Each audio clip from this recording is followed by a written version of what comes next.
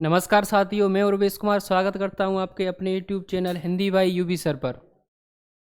जैसा कि आपने देखा था कि पिछले वीडियो में जो हमने आपको कराया था वो कारक कराए थे। अब जो हम आज आपको नया टॉपिक कराने जा रहे हैं वो सर्वनाम कराने जा रहे हैं, क्योंकि यहाँ से भी आपको क्वेश्चन एक एग्जाम में हर एग्जाम में एक दो क्वेश्चन आपको देखने को मिल जाता है। जैसे आप जानते हो कि हर टॉपिक से एक या दो क्वेश्चन सबसे उठाया जाता है हर टॉपिक से।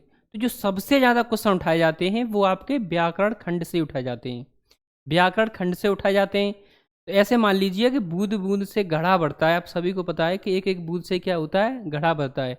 तो हमें एक एक नंबर कहाँ कहाँ से बन सकते हैं, किस किस से आते हैं, तो वो सारे टॉपिक छोटा हो या बड़ा उसको कंप्लीट करके चलना है। ठीक है। तो आज हम जो स्टार्ट करने जा रहे हैं वो स्टार्ट करेंगे क्या, सर्वनाम।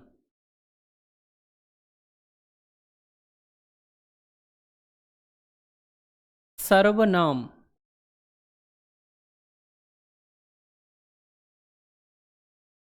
देखिए सर्वनाम, इससे पहले हमने संज्ञा और कारक किया था।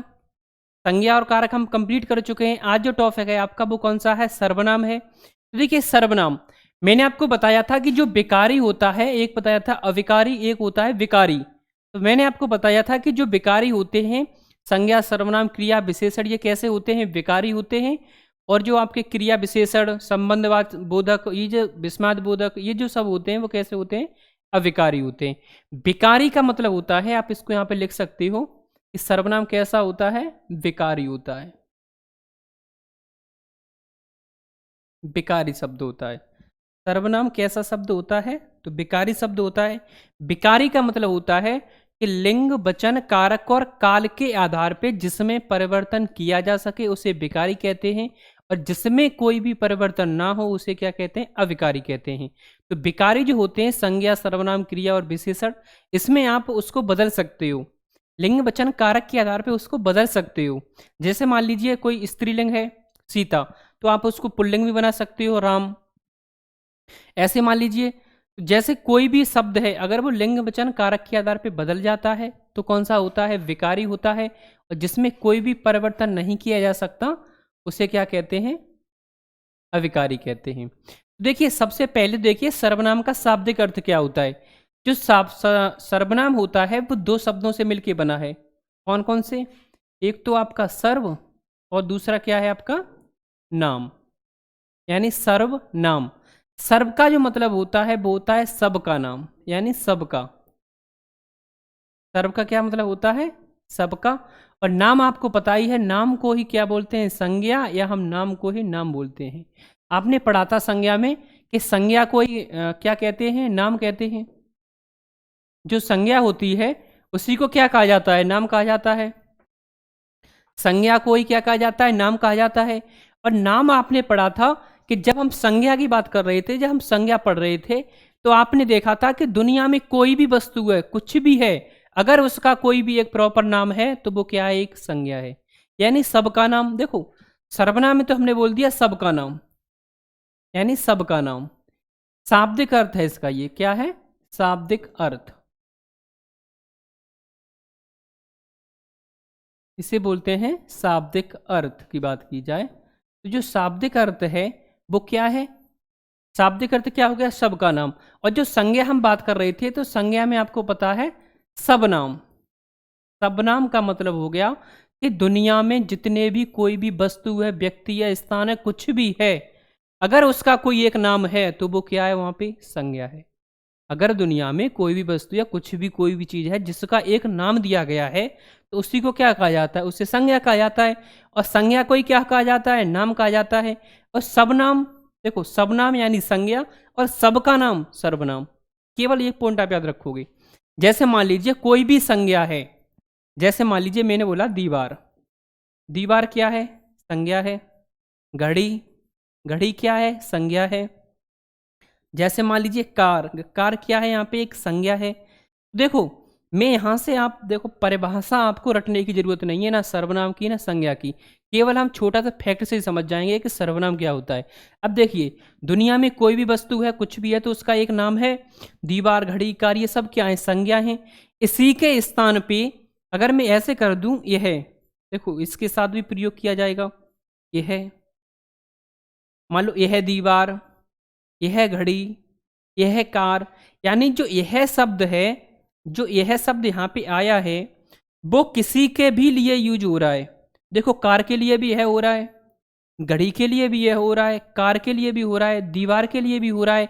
यानी जो संज्ञा होता है, जो संज्ञा होती है उसके स्थान पे प्रयुक्त किए जाने वाले शब्द को क्या कहते हैं? सर्वनाम कहते हैं। यहाँ पे देखो परिभाषा आप बोल सकते हो कि जो यहाँ पे ये संज्ञाएं थी, दीवार, घड़ी, कार, ये क्या थी? संज्ञा थी।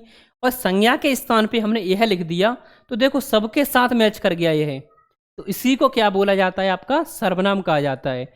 आप बोल सकते हो इसकी परिभाषा कि संज्ञा के स्थान पे प्रयुक्त किए जाने वाले शब्द को सर्वनाम कहते हैं। तो चलो हम इसकी परिभाषा भी आपको लिख देते हैं।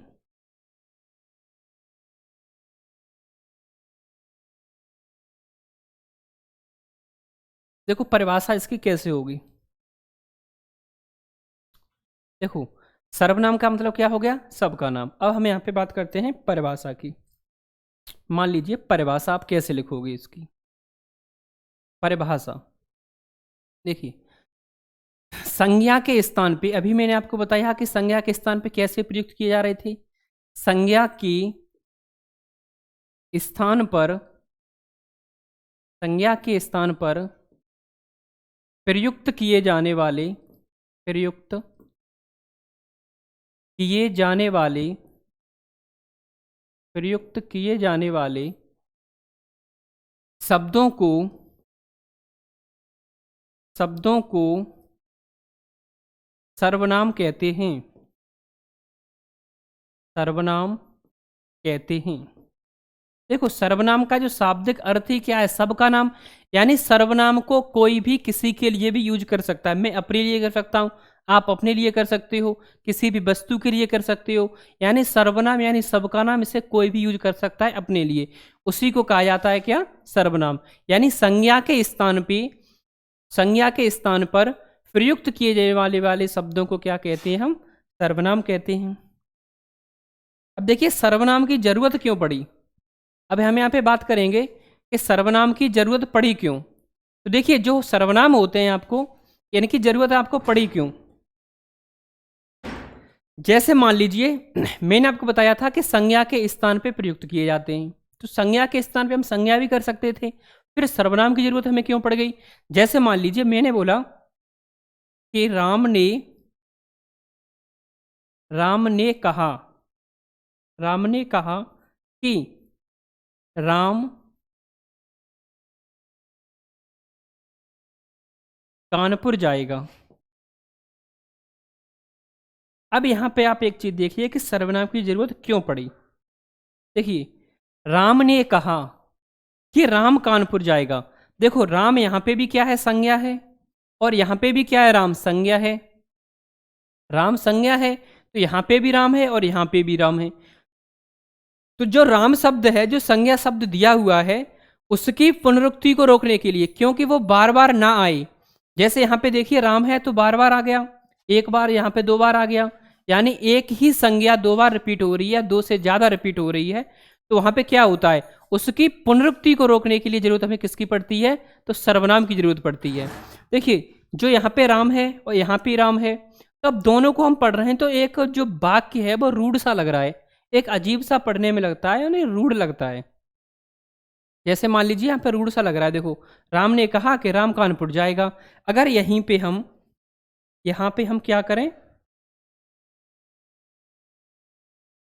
यहीं पे मान लीजिए हम ऐसे लिखते हैं इसको कि राम ने कहा, राम ने कहा कि वह कानपुर जाएगा।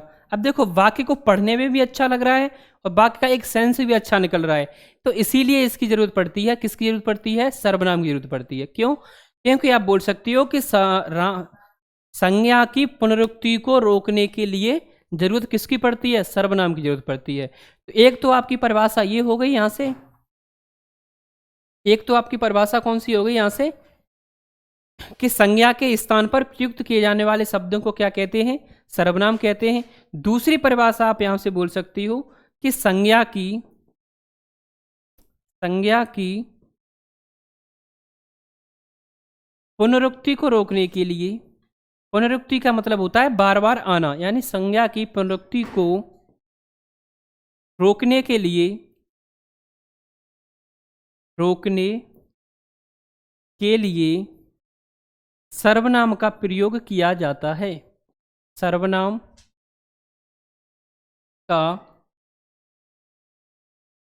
प्रयोग किया जाता है। देखो, एक तो संज्ञा के स्थान पे किया जाता है, लेकिन संज्ञा के स्थान पे क्यों किया जाता है? क्योंकि मैंने अभी आपको बताया था कि अगर वही संज्ञा हम बार बार बोलेंगे, जैसे मैं बोलूं कि सीता ने कहा कि सीता बाजार जाएगी, तो यहाँ पे कहने में भी अच्छा नहीं लग रहा है, क्योंकि बाकी एक रूढ़ हो जाता है। अगर मैं यहीं पे बोलूं कि सीता ने कहा कि वह कानपुर जाएगी या वह बाजार जाएगी, तो वह लगा दिया, तो वहाँ पे क्या है? सर्वनाम है। तो यहाँ पे यही चीज आपको देखनी है कि संज्ञा की पुनरुक्ति को रोकने के लिए, यानी जो बार बार आपकी संज्ञा आती है उसी को रोकने के लिए पुनरुक्ति को सर्वनाम का प्रयोग किया जाता है।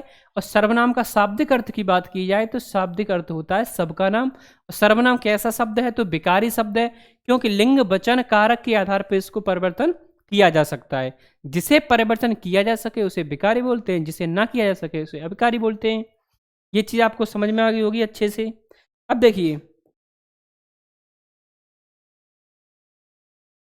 अब हम बात करते हैं, एक आपसे क्वेश्चन पूछा जाता है कि संज्ञा के सर्वनाम के कितने प्रकार होते हैं, कितने भेद होते हैं। और एक क्वेश्चन वहीं से आपका बनता है कि सर्वनाम के प्रकार सर्वनाम कितने होते हैं। एक तो हो गया सर्वनाम के प्रकार कितने होते हैं और भेद कितने होते हैं। दूसरा हो गया कि सर्वनाम कितने होते हैं। तो देखो, बात की जाए, ये क्वेश्चन आपका पूछा गया है तो आप इसको लिख सकते हो कि सर्वनाम, मूल सर्वनाम, मूल सर्वनाम, मूल सर्वनामों की संख्या 11 होती है। 11 होती है, ये चीज आपको पता होनी चाहिए। कितनी होती है? अगर आपसे पूछता है कि सर्वनामों की संख्या कितनी है, सर्वनामों की संख्या कितनी है, तो कितनी होती है? 11। अगर आपसे प्रकार की पूछा जाता है तो 6 होती है। लेकिन यहाँ पे की जा रही है कि मूल सर्वनामों की संख्या कितनी होती है, तो 11 होती है। अब देखिए कौन कौन सी होती है, तो मैं आपको बताऊं। एक तो होता है मैं हो गया, तू हो गया, वह हो गया, यह हो गया, कोई हो गया, कोई, कुछ, कौन, क्या, जो, सो और आप। अब यहां पे देखिए, अगर आपसे पूछ लेता है कि सर्वनाम कितने प्रकार के होते हैं, फिर आपका आंसर होगा 6। अगर आपसे पूछता है कि सर्वनाम कितने होते हैं, केवल सर्वनाम कितने होते हैं, तो सर्वनाम कितने होते हैं? 11। मैं, तू, वह, यह, कोई, कुछ, कौन, क्या, जो, सो और आप। टोटल कितने हो गए? ये 11 हो गई। ऐसे क्वेश्चन भी आपसे पूछ सकता है कि कौन सा सर्वनाम है या कौन सा नहीं है, तो इसमें 4 ऑप्शन में 3 दे देगा, एक कोई अलग से रख देगा। जो मेन होते हैं, जो मूल की बात की गई है, मूल सर्वनामों की, तो मूल आपके यही होते हैं।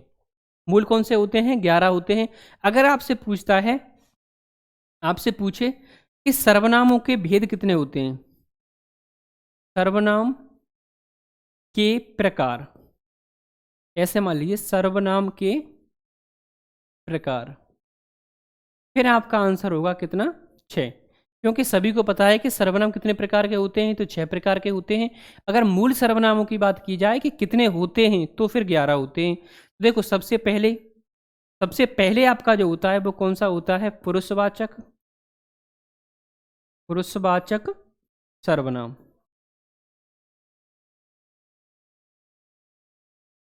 दूसरा होता है आपका कौन सा?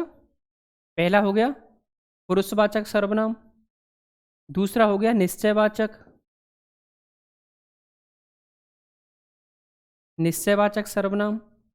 तीसरा आपका होता है अनिश्चितवाचक, अनिश्चयवाचक, अनिश्चयवाचक सर्वनाम। चौथा आपका होता है संबंधवाचक, संबंधवाचक सर्वनाम। पांचवा आपका होता है प्रसन्नवाचक, प्रश्नवाचक सर्वनाम, और छठवां आपका कौन सा होता है, आपका होता है निजवाचक, निजवाचक सर्वनाम। देखिए निजवाचक सर्वनाम, सबसे पहले देखिए पुरुषवाचक सर्वनाम, पहला कौन सा होता है, पुरुषवाचक सर्वनाम, निजवाचक सर्वनाम, पुरुषवाचक, निश्चयवाचक, अनिश्चयवाचक, संबंध, प्रश्न और निज। ये कितने होते हैं आपके, 6 प्रकार होते हैं। देखो यहाँ से 2 क्वेश्चन बनने की संभावना होती है, बनते हैं। आपसे पूछेगा कि सर्वनाम के प्रकार कितने होते हैं या भेद कितने होते हैं, सर्वनाम के प्रकार या भेद कितने होते हैं, तो आपका आंसर क्या होगा, 6 होते हैं। अगर आपसे पूछता है कि मूल सर्वनामों की संख्या कितनी है, अगर ऐसे पूछता है कि सर्वनाम कितने होते हैं, तो फिर आपका आंसर कितना होगा, सर्वनाम 11 होते हैं। कौन कौन से होते हैं, तो मैं, तू, वह, यह, कोई, कुछ, कौन, क्या, जो, सो और आप होते हैं। यहाँ तक आप सभी लोगों को समझ में आया होगा अच्छे से। अब हम स्टार्ट करते हैं। तो सबसे पहला आपका कौन सा है, पुरुषवाचक। अब हम इसको समझेंगे कि पुरुषवाचक होता क्या है। तो हम हेडिंग लगाएंगे कौन सा, पुरुषवाचक, पुरुषवाचक सर्वनाम, पुरुषवाचक सर्वनाम कौन सा होता है आपका, पुरुषवाचक सर्वनाम। देखिए पुरुषवाचक सर्वनाम, सबसे पहले तो पुरुषवाचक सर्वनाम होते कौन से हैं, ये चीज समझिए, परिभाषा हम बाद में लिख देंगे। देखो पुरुषवाचक सर्वनाम कौन से होते हैं, कि जो शब्दों के द्वारा, यानी जिन शब्दों के द्वारा किसके बारे में, कहने वाले, सुनने वाले और किसी अन्य के बारे में बात कही जाए।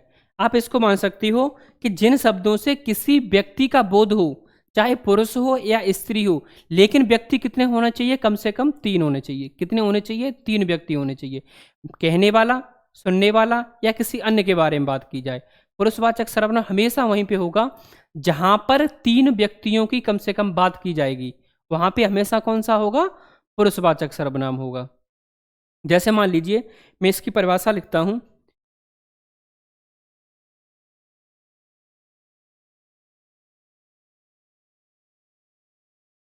देखिए जिस शब्द के द्वारा, जिस शब्द के द्वारा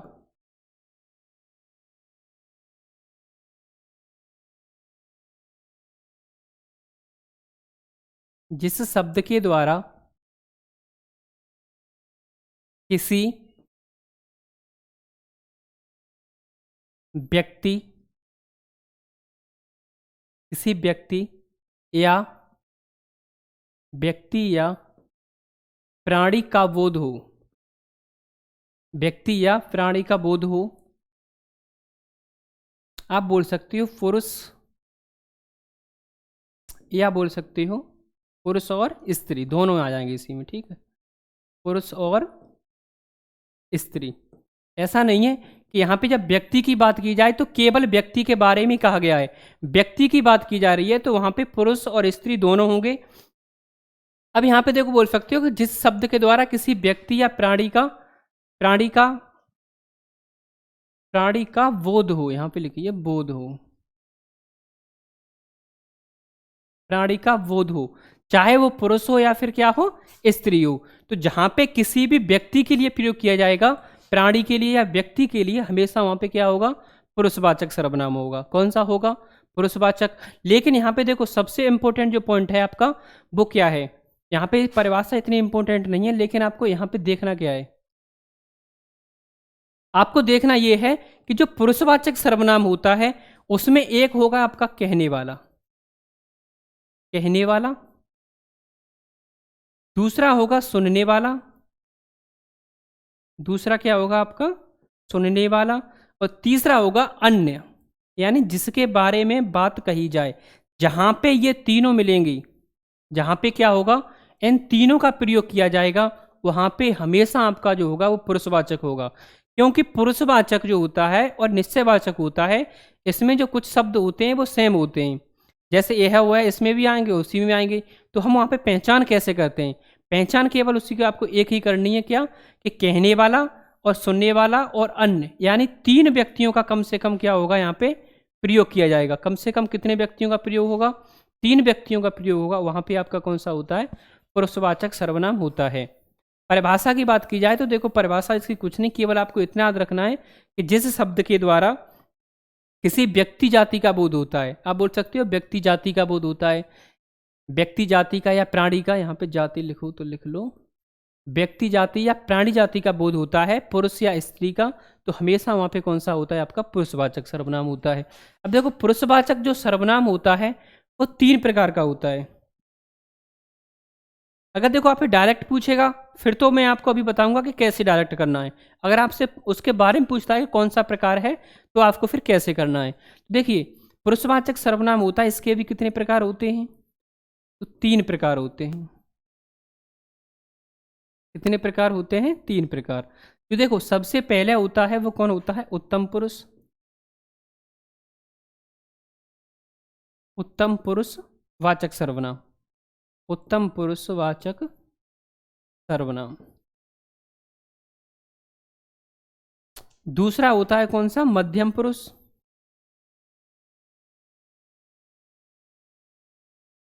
मध्यम पुरुष वाचक सर्वनाम। और जो तीसरा आपका होता है वो कौन सा होता है? अन्य पुरुष।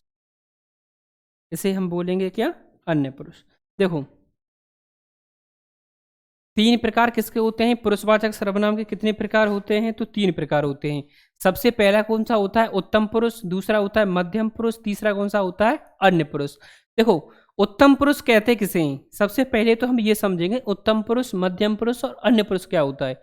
जो उत्तम पुरुष होता है वो होता है कहने वाला, जो कह रहा है, यानी कहने वाला। मान लो मैं आपसे कुछ कह रहा हूं तो मैं क्या हूं? उत्तम पुरुष। या मैं इस बोर्ड पे कुछ लिख रहा हूं तो मैं क्या हूं? उत्तम पुरुष, क्योंकि लिख मैं रहा हूं, पढ़ आप रहे हो। तो जो पढ़ता है या जो देखो लिखता है वो हो गया उत्तम पुरुष, जो पढ़ रहा है वो क्या हो गया? मध्यम पुरुष। या आप ऐसे मान लीजिए कि यहाँ पे देखो मैं बोल रहा हूं, मैं कह रहा हूं आपसे, तो मैं क्या हूं? यहाँ पे उत्तम पुरुष हूं। और आप क्या कर रहे हो? आप सुन रहे हो, तो सुन रहे कौन हो? मध्यम पुरुष हो। अगर हम दोनों मिलकर किसी तीसरे व्यक्ति की बात करें तो वो क्या हो जाएगा? आपका अन्य पुरुष हो जाएगा। कहने वाला उत्तम पुरुष, सुनने वाला मध्यम पुरुष। सुनने वाला और कहने वाला किसी तीसरे व्यक्ति के बारे में बात करेगा तो वो क्या हो जाएगा? आपका अन्य पुरुष। जैसे देखिए मैंने यहाँ पे लिखा, जैसे मान लीजिए मैंने लिखा मैं आगरा में रहता हूं। मैं आगरा में रहता हूं। तुम कहाँ रहते हो?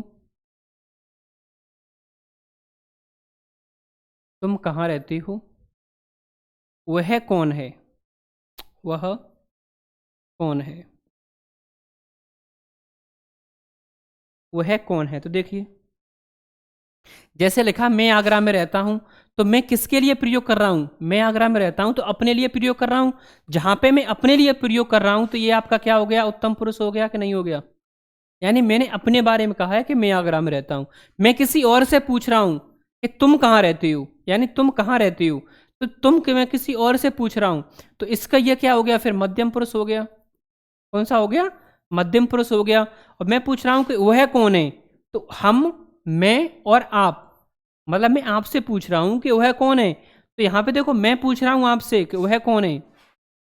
वह कौन है तो वह कोई अन्य व्यक्ति तो होगा, क्योंकि ना तो हम हैं ना आप हो, तो फिर कौन है? कोई अन्य व्यक्ति होगा। तो जो देखो कहने वाला होता है वो होता है उत्तम पुरुष, जो सुनने वाला होता है वो होता है मध्यम पुरुष, और हम दोनों मिलकर किसी अन्य की बात करेंगे तीसरे की, तो वो कौन होता है? अन्य पुरुष होता है। कौन सा होता है? अन्य पुरुष होता है। अब देखो जैसे मान लीजिए आपसे एक तो ये ऐसे पूछता है, अगर आपसे ये पूछ ले, जैसे मैंने लिखा वह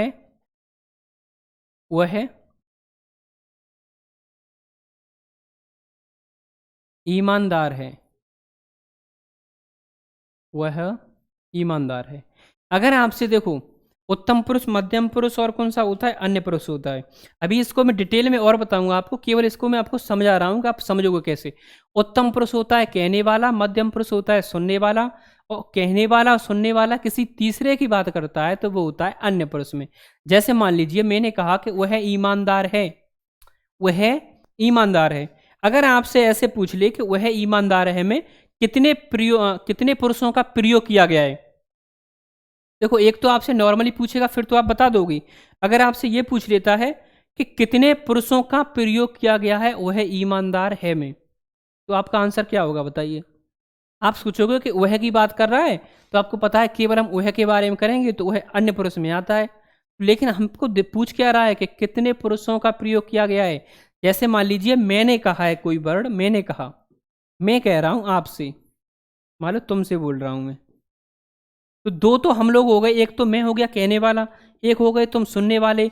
मैंने आपसे क्या कहा है, मैं आपसे बोल रहा हूं कि वह ईमानदार है, मतलब किसी तीसरे के बारे में बात कर रहे हैं। तो यहाँ पे पुरुष भी आपके कितने हैं, तीनों पुरुष दिए हुए हैं। क्योंकि कैसे दिए हुए हैं, एक तो जो जिसने कहा होगा वह ईमानदार है, तो मैंने कहा, मान लीजिए वह ईमानदार है, मैं बोल रहा हूं, तो एक तो मैं इसमें हो गया। दूसरा किसी ने सुना होगा जो साथ में होगा, मान ली फ्रेंड या कुछ भी जो होगा उसने सुना होगा, या उससे मैं पूछ रहा हूँ कि वह ईमानदार है, उसी को तो बता रहा हूँ। तो एक व्यक्ति तो आपका ये हो गया, और हम तीसरे की बात कर रहे हैं वह की, तो एक ये हो गया। तो टोटल कितने हो गए आपके, तीन। यानी वह ईमानदार है में कितने हैं, तीन पुरुष होते हैं। और ये क्वेश्चन आपका पूछा भी गया है, यूपीएसआई में पूछा गया था ये क्वेश्चन, 2017 वाले सेट में देखना, ऐसे ही पूछा गया था। देखो सर्वनाम को जब कठिन करना होता है तो उसी में ऐसे ही क्वेश्चन फिर पूछे जाते हैं। ठीक है, तो देखो सबसे पहले हम आपका लिखेंगे कौन सा, पुरुषवाचक आपका चल रहा था। पुरुषवाचक में सबसे पहले जो आप लिखेंगे वो लिखेंगे उत्तम पुरुष। उत्तम पुरुष क्या होता है, देखो अब इसकी परिभाषा। उत्तम पुरुष, देखो उत्तम पुरुष, उत्तम पुरुष को आप बोल सकते हो वक्ता, शॉर्ट में हम लिखेंगे, ज़्यादा नहीं लिखेंगे, वक्ता या लेखक, वक्ता या लेखक,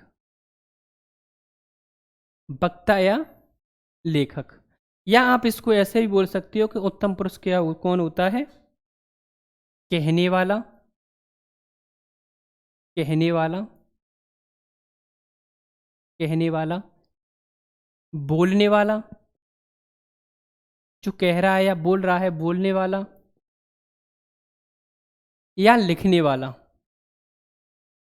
या लिखने वाला। देखो बोलने वाला हो, यानी कहने वाला, बोलने वाला और लिखने वाला। मान लीजिए कोई मैं चीज़ लिख रहा हूँ तो मैं क्या हूँ, उत्तम पुरुष हूँ। कोई उसको पढ़ रहा है तो वो क्या है, मध्यम पुरुष है। ठीक है, तो ये चीज़ भी आपको देखनी है, कहने वाला हो, बोलने वाला हो या लिखने वाला हो। यहाँ पे आप बोल सकते हो वक्ता या लेखक, यानी बोलने वाला और कहने वाला, तो वो यहाँ पे क्या होता है आपका, उत्तम पुरुष होता है। या आप बोल सकती हो कि स्वयं के लिए जो प्रयोग करे, यानी अपने लिए।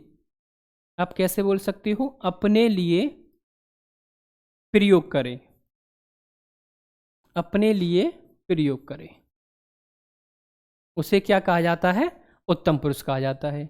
उत्तम पुरुष किसे कहते हैं, जो वक्ता या लेखक होता है, कहने वाला हो या बोलने वाला हो या लिखने वाला हो, लेखक हो, तो जो वो अपने लिए प्रयोग करता है उसे क्या कहा जाता है, उत्तम पुरुष कहा जाता है।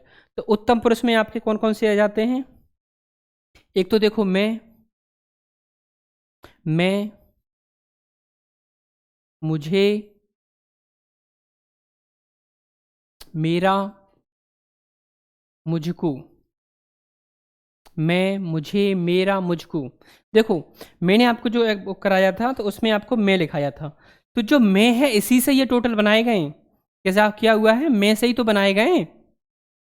देखो आपको पता है मैंने आपको कारक कराए थे, कर्ता ने कर्म को करण से के द्वारा संप्रदान के लिए अपादान से अलग होना, संबंध काकी के अधिकरण में पर संबोधन है। अरे कराया था कि नहीं कराया था। तो अब देखिए जो इसमें मेन क्या है, मैं है, तो मैं से ही क्या बन जाएगा, मुझे बन जाएगा। मैं से क्या बन जाएगा, मेरा बन जाएगा। और मैं से क्या बन जाएगा, मुझको बन जाएगा। देखो कर्ता ने कर्म को यानी मुझको, कर्म से सॉरी करण से तो मुझसे, तो ये सब क्या है, बनेंगे तो मैं से ही। केवल आपको याद क्या रखना है कि मैं, मुझे, मेरा, मुझको, ये आपको दिखाई दे जाए तो कौन सा होता है, पुरुषवाचक सर्वनाम में आते हैं। दूसरा इसी में देखेंगे हम, हम,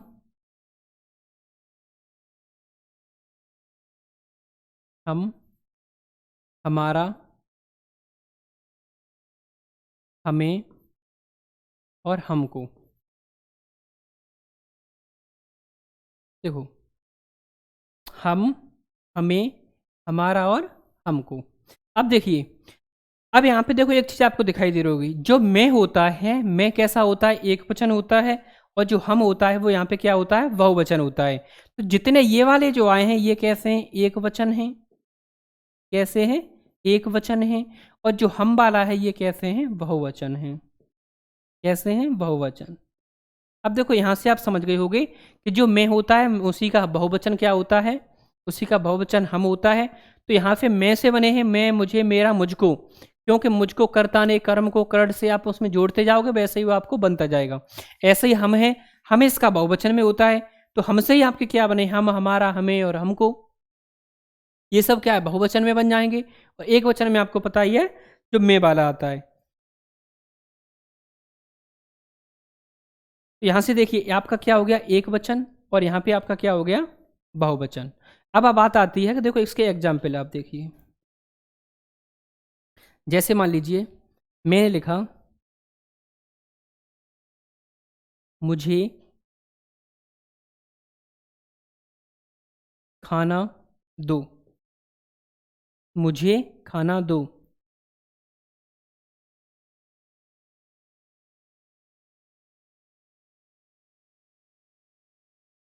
हम सभी लोग, हम सभी लोग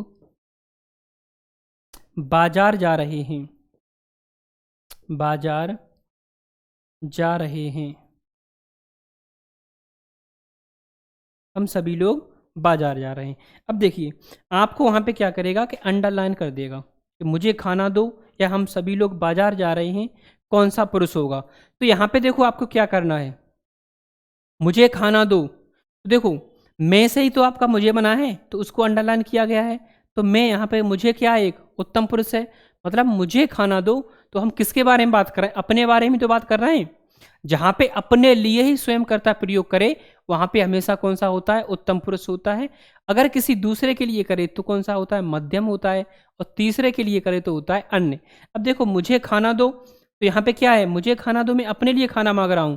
किसके लिए मांग रहा हूँ, अपने लिए। तो यहाँ पे कौन सा हो गया का, उत्तम पुरुष।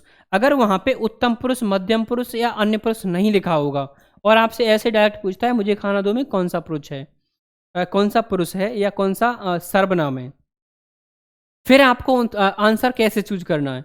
फिर वहाँ पे आपको क्या करना है कि वहाँ पे आपको क्या चीज़ देखनी है, ये देखना है कि जो मुझे है वो किसके लिए प्रयोग किया गया है, अपने लिए। तो अपने लिए आता है उत्तम पुरुष में, लेकिन यहाँ पे उत्तम पुरुष ऑप्शन में है नहीं। तो पुरुष को, उत्तम पुरुष किसका भाग होता है एक, तो आपको पता है अच्छे से, उत्तम पुरुष होता है वो पुरुषवाचक का होता है, पुरुषवाचक सर्वनाम का। तो आंसर क्या होगा, पुरुषवाचक। और देखो हम सभी लोग, जब यहाँ पे मुझे की बात की जा रही थी तो केवल एक वचन था, सिंगल के लिए किया जा रहा था। लेकिन जब हम आ गया तो हम किसके लिए किया जा रहा है, सभी लोगों के लिए, सभी लोगों के। लेकिन हम जो है मैं का बहुवचन है, तो मैं किस में आता है आपका, उत्तम पुरुष में आता है। यहां तक आप सभी लोग समझ गए होंगे। नेक्स्ट आपका कौन सा था, मध्यम पुरुष। नेक्स्ट कौन सा है आपका, मध्यम पुरुष। देखो मध्यम पुरुष, उत्तम पुरुष और अन्य पुरुष, अन्य पुरुष, मध्यम पुरुष और अंत पुरुष। देखो यहां पे आपको क्या देखना है, केवल मैंने आपको अभी बताया है कि जो उत्तम पुरुष होता है कहने वाला, तो यहां पे कुछ नहीं लिखना, केवल आप इतना लिख सकती हो कि सुनने वाला, सुनने वाला या पढ़ने वाला, पढ़ने वाला क्या कहलाता है, मध्यम पुरुष कहलाता है। सुनने वाला, पढ़ने वाला क्या कहलाता है आपका, मध्यम पुरुष। मध्यम पुरुष। अब देखिए मध्यम पुरुष कहलाता है। कहने का मतलब यहाँ पे ये है कि जिसके द्वारा बात कही जाए वो होता है आपका कौन सा, उत्तम पुरुष। और जिससे बात कही जाए, यानी जिससे बात कही जाए वो कौन सा होता है आपका, मध्यम पुरुष। यानी आप बोल सकते हो कि सुनने वाला और पढ़ने वाला। मान लीजिए मैंने कोई चीज़ लिखी है, आप उसको पढ़ रहे हो। मैंने लिखी है तो मैं क्या हूँ, उत्तम पुरुष हूँ। आप उसको पढ़ रहे हो तो आप क्या हो वहाँ पे, मध्यम पुरुष हो। अगर वो चीज़ किसी और के बारे में लिखी है तो वो तीसरे में चला जाएगा, अन्य पुरुष में। तो हम यहाँ पे केवल क्या देख रहे हैं, मध्यम पुरुष की बात कर रहे हैं। तो आपको पता होगा कि जो सुनने वाला होता है या पढ़ने वाला होता है उसी को क्या कहा जाता है, मध्यम पुरुष कहा जाता है। मध्यम पुरुष कहा जाता है। जैसे मान लीजिए जो आपका मध्यम पुरुष होता है तो उसमें आपके तीन आते हैं, कौन कौन से आते हैं, एक मिनट रुकिए। देखिए मध्यम पुरुष में आपका कौन सा आता है, तू। मध्यम पुरुष में देखो तू, और एक आपका क्या होता है, तुम। यहां पे देखो एक चीज आपको समझनी है केवल,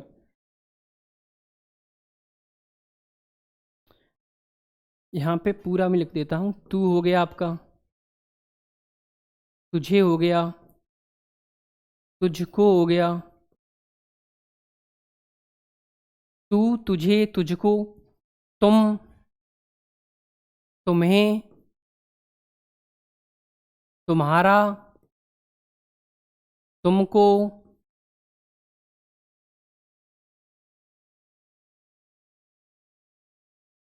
तुमको। अब देखो यहाँ पे क्या समझना है आपको केवल, देखो तू, तुझे, तुझको, और तुम, तुम्हें और तुम्हारा।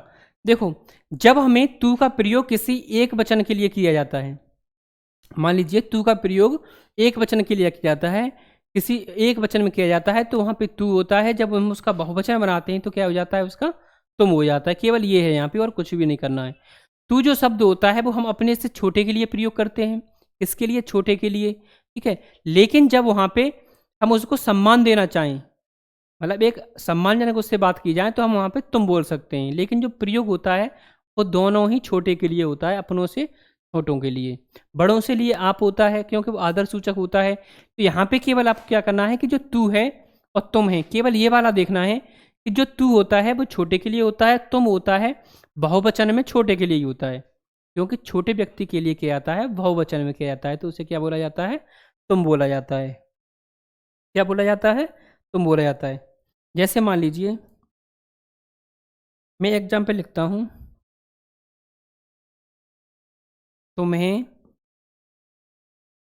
तुम्हें कोई,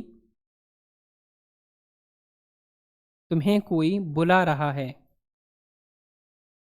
आपसे पूछेगा कि तुम्हें कोई बुला रहा है में, तुम्हें में कौन सा सर्वनाम है, तुम्हें। तो अब आप देखिए तुम्हें जो बना है वो किससे बना है, बना तो तू से ही है, तुम से ही है। कि जो बना है वो किससे बना है, तुमसे बना है। यहाँ पे देखिए तुमसे ही तो तुम्हें बना है। अब आप सोच रहे हो कि सर ये बना कैसे है, तो देखो मैं आपको बताता हूँ कि आप जो कर्ता पढ़ते हो, कर्ता ने कर्म को करण से के द्वारा संप्रदान के लिए पालन से अलग होना संबंध काकी के, इसी में आप जोड़ते जाओगे। तो जैसे कर्ता ने तो तुमने, मान लीजिए तुम लिखा है तो अब कर्ता ने तो तुमने, कर्म को तुमको, करण से तुमसे, ये आप जोड़ते चले जाओगे तो वहां पे ये सब बनते चले जाते हैं। तो वहां पे ही बनता है आपका क्या, तुम्हें। तो देखो तुम्हें दिया है, तुम्हें कोई बुला रहा है, अंडरलाइन किस पे है, तुम पे।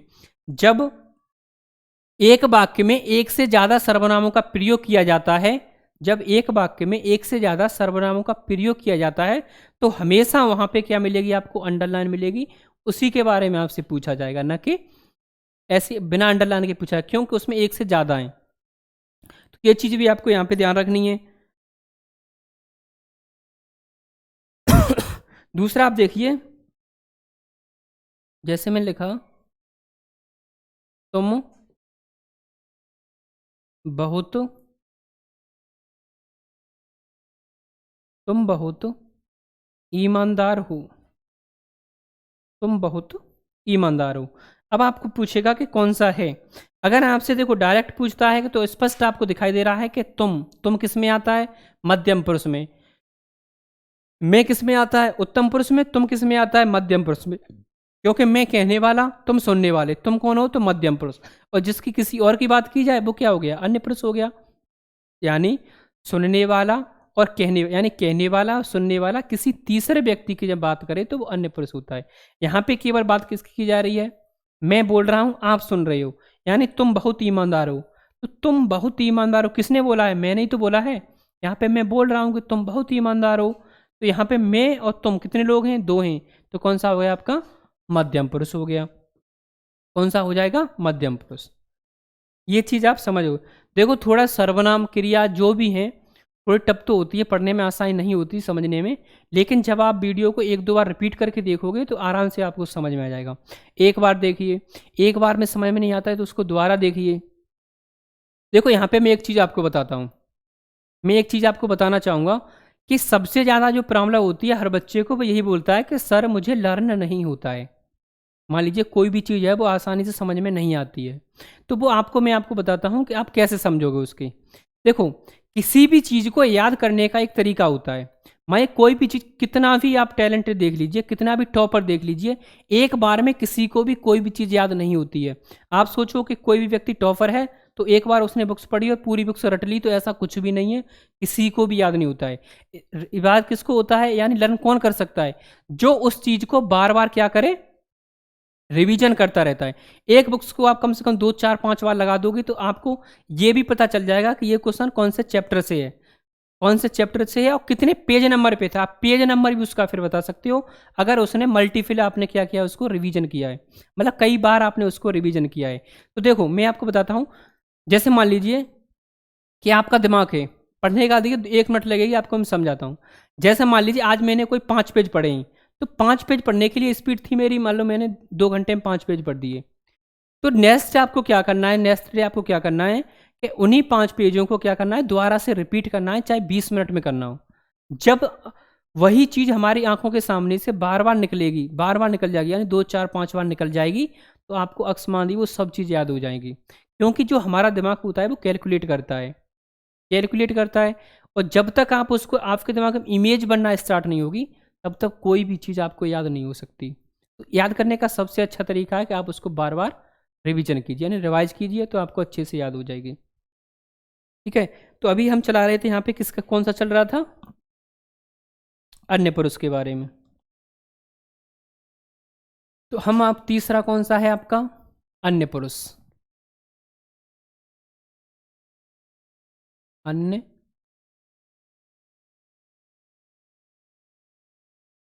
अन्य पुरुष। देखो अन्य पुरुष, ये सब जो चल रहे हैं वो किसके चल रहे हैं, पुरुषवाचक के चल रहे हैं। पुरुषवाचक मध्यम पुरुष, सॉरी उत्तम पुरुष, मध्यम पुरुष, और कौन सा होता है आपका, अन्य पुरुष। अब इसकी परिभाषा की अगर बात की जाए, परिभाषा की बात की जाए तो आप बोल सकती हो कि बोलने वाला व्यक्ति, यानी वाला बोलने वाला व्यक्ति और सुनने वाला व्यक्ति, और सुनने वाला व्यक्ति, सुनने वाला व्यक्ति किसी तीसरे व्यक्ति की, या बोल सकती हो किसी किसी अन्य व्यक्ति की बात करते हैं, अन्य व्यक्ति की बात करते हैं, बात करते हैं, तो वहाँ अन्य पुरुषवाचक सर्वनाम होता है। तो वहाँ अन्य पुरुषवाचक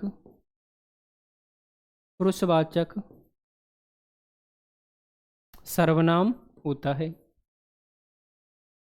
अब देखिए अन्यवाचक पुरुषवाचक सर्वनाम में होते कौन कौन से हैं आपके, तो ये चीज़ आप सीखिए। एक तो आपको क्या होगा, यह, एक कौन सा होगा आपका, वह, और एक आपका होगा ये और वे। अब देखिए यह, वह, ये और वे जब किसी पास की वस्तु के लिए प्रयोग किया जाएगा, जब किसी पास की वस्तु के लिए प्रयोग किया जाएगा तो हम यह का प्रयोग करेंगे। जब किसी दूर रखी वस्तु का प्रयोग किया जाएगा तो हम क्या करेंगे, वह का प्रयोग करेंगे। जब हम किसी मतलब पास वाले का प्रयोग करेंगे तो यह के लिए पास, वह के लिए क्या करेंगे, दूर। अगर यही आप बहुवचन में देखोगे, बहुवचन में, तो यह का ही बहुवचन क्या होता है, ये होता है, वह का क्या होता है, वे होता है। जैसे आपने पढ़ाई होगा कि यह का ये, वह का वे होता है। लेकिन आएंगे कौन से आपके, यह, वह, ये और वे आते हैं। अब देखो एग्जाम्पल में आपको देके समझाता हूं। जैसे मान लीजिए मैंने लिखा यह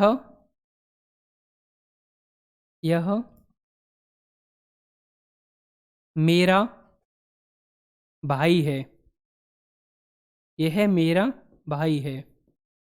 दूसरा मैं लिखता हूं वह